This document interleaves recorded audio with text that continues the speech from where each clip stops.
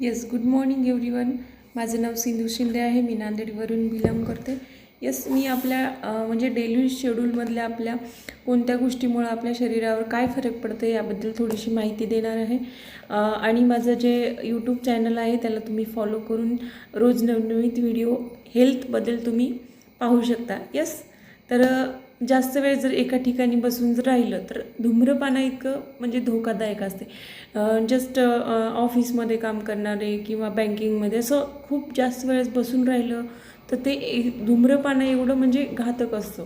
Yes, आणि मोबाईलचा जो निळा प्रकाश असतो तो आपल्या झोपेला आणि मेंदूला नुकसान करतो. त्यामुळं जास्त मोबाईलचा वापर करायचा नाही आहे, कामापुरता करायचा आहे. ओके, काम झाल्यानंतर नेट बंद करून ठेवून द्यायचं, कारण नेटमुळं पण भरपूर प्रॉब्लेम येत आहेत. येस, ब्लास्ट होत आहेत. ओके.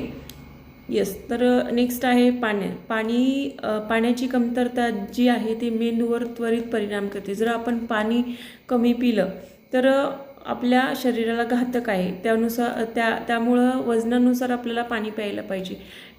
15 ते 20 किलोला 1 लिटर पाणी प्यायला पाहिजे. म्हणजे मी मागच्या व्हिडिओमध्ये डिटेल सांगितलेले आहे. ओके. झोपेची कमतरता ही शरीराची तोडफोड करते. ओके, शरीराला जर झोप नसेल तर माणसांना टेन्शन येतं, चिडचिड होते, खूप सारे याचे नुकसान आहे. त्याच्यामुळं झोप पुरेशी घेतली पाहिजे. पुरेशी म्हणजे 6 ते 8 तास शरीराला कंपल्सरी झोप आवश्यक आहे.